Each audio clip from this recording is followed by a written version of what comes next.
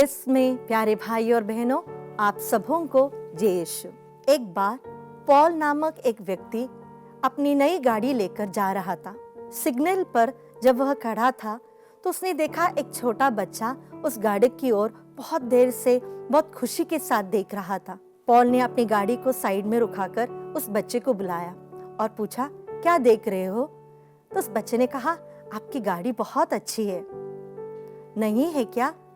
तो पॉल ने कहा, जी हाँ, मेरे बड़े भैया ने मुझे गिफ्ट में दिया है, बहुत महंगी कार है। तो बच्चा 1 मिनट उस व्यक्ति को और उस कार को देखकर खड़ा रह गया और बोला, काश। तो पॉल मुस्कुराते हुए कहा, काश तुम्हें भी ऐसा कोई बड़े भैया होते, ऐसा ही सोचा आपने? तो उसने कहा, नहीं, मैंने ऐसा नहीं सोचा। काश मैं भी आपके बड़े भैया के जैसा अपने छोटे भाई को एक गाड़ी दे सकूं तो कितना अच्छा होता। पॉल को यह उत्तर सुनकर बहुत खुशी हुई। उसने इस लड़के से पूछा, क्या मेरे साथ एक ड्राइव पर आओगे? वो लड़का बहुत खुशी खुशी उसके गाड़ी में बैठ गए और वे ड्राइव में चले गए। थोड़े देर के बाद उस बच्चे ने पॉल से कहा, अगर आपको एतराज ना हो तो क्या आप गाड़ी मेरे घर के सामने से ले जा सकते हो?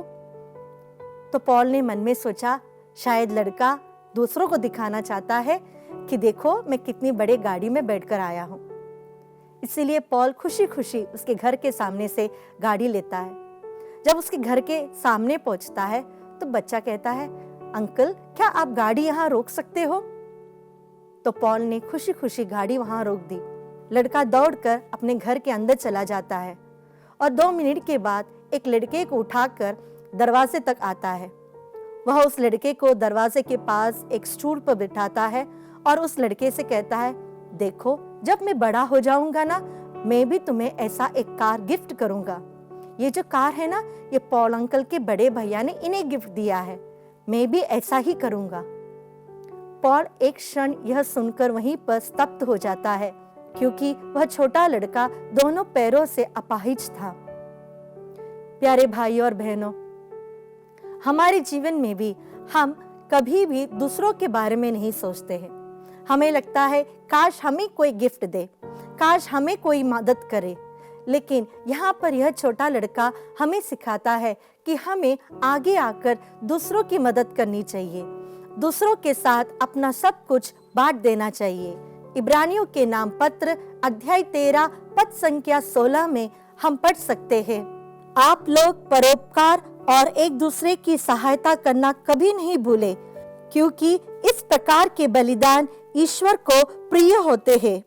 हमें भी हमारे परिवार में इस छोटे लड़के के जैसा सोचना चाहिए, कहना चाहिए और सचमुच में करना भी चाहिए। शायद हम आर्थिक रूप से दूसरे लोगों की मदद नहीं कर सकते हैं, लेकिन हमारे पास जो टाइम है वह हम दे सकते हैं। हमसे जो कुछ बनता है वह हम शेयर कर सकते हैं।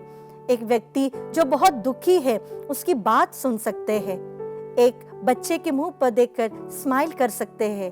रोते हुए व्यक्ति की आंसू पोंछ सकते हैं। इन सब के द्वारा हम भी ईश्वर को एक स्वीकार्य बलि चढ़ाते हैं। एक बार रशियन लेखक टॉल्स्टॉय रास्ते से जा रहे थे, तभी एक भिखारी आकर उनसे भीख मांगता है। सर टॉल्स्टॉय अपने पॉकेट में ढूंढते हैं तो उनके हाथों में कोई पैसे नहीं आता। वे अपने दोनों हाथों को फैलाकर उस भिखारी को गले लगाता है और उनसे कहता है, भाई मुझे माफ कर, मेरे पास देने के लिए कुछ नहीं, बस जो मैं दे सकता हूँ मैं आपको देता हूँ। वो भिखारी वहां से हटकर आंखों से आंसू पोंछते हुए सर टॉल्स्टॉय से कहते हैं, पहली बार जीवन में किसी ने मुझे भाई कहकर पुकारा है, यही मेरे लिए बहुत है। बहुत बहुत धन्यवाद। अगर हम अपना जीवन प्रभु की इच्छा के अनुसार आगे बढ़ाना चाहते हैं, इस उपवास काल में आइए हम कोशिश करें, हमारे पास जो कुछ है हम दूसरों के साथ शेयर करें। आज के लिए यह वचन हम याद करें, इब्रानियों के नाम पत्र अध्याय 13 पद संख्या 16, आप लोग परोपकार और एक दूसरे की सहायता करना कभी नहीं भूले, क्योंकि इस प्रकार के बलिदान ईश्वर को प्रिय होते हैं। प्यारे प्रभु जी, इस उपवास काल में हमें यह आशीष दीजिए कि हमारे पास जो कुछ है, हमारा समय, हमारे टैलेंट्स, सब कुछ हम दूसरों की सहायता में उपयोग कर सके और उस प्रकार आपका प्रेम दूसरों तक पहुंचा सके। यही प्रार्थना हम करते हैं हमारे प्रभु यीशु क्रिस्त के द्वारा। आमीन। पिता, पुत्र और पवित्र आत्मा के नाम पर। आमीन। आप सबों को जय यीशु।